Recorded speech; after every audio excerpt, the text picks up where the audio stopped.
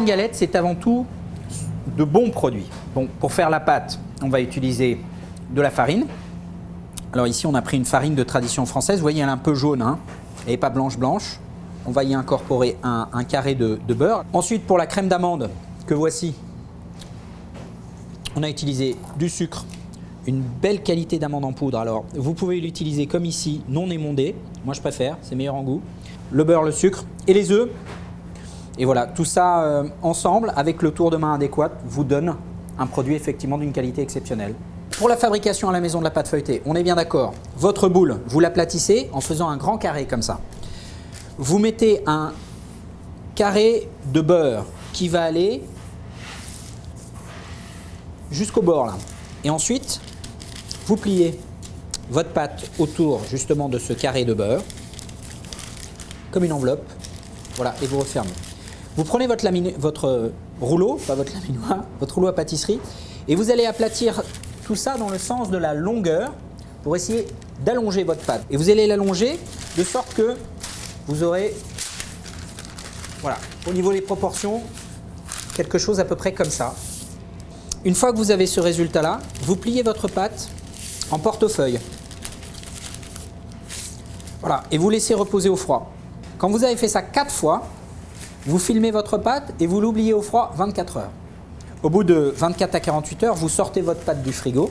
Donc vous allez allonger votre pâte de manière homogène sur un plan, c'est pas la peine de trop fariner, à 2-3 mm. C'est pas la peine de faire trop fin non plus, faites pas trop gros non plus.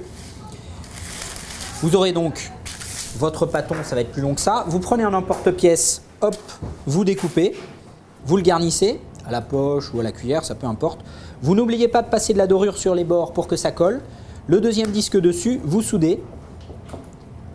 Dorure, au froid 1 heure. Au bout d'1 heure, vous le sortez. Deuxième passe de dorure et vous faites votre rayage. Si je fais en losange, voilà, 4 secondes.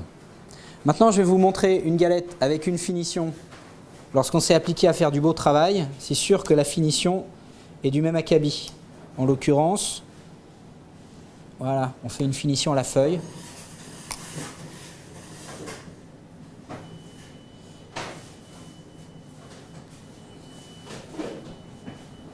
Donc plus le dessin est beau, plus le dessin est appliqué, plus vous avez des chances d'avoir une galette goûteuse et saine. Pas de chimie, que des produits naturels, des beaux et bons produits naturels. Et du goût, de la croustillance, de la longueur en bouche et de la conservation aussi. Une bonne galette, une fois cuite, vous la conservez 3 jours normalement. Bon, normalement, vous l'avez fini avant, hein. Et ça, c'est pour permettre à la vapeur d'eau qui va se dégager à la cuisson de sortir. Vous oubliez votre galette encore 1 heure au froid et vous mettez au four 200 degrés. Alors, regarde d'abord le... Non, tu vois, pour moi, ça manque de cuisson, ça.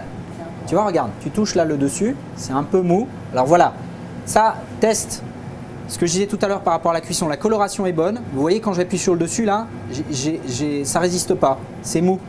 Donc ça, si je la sors maintenant, dans 1 heure, tout le milieu va s'affaisser. Le séchage est très important sur la galette.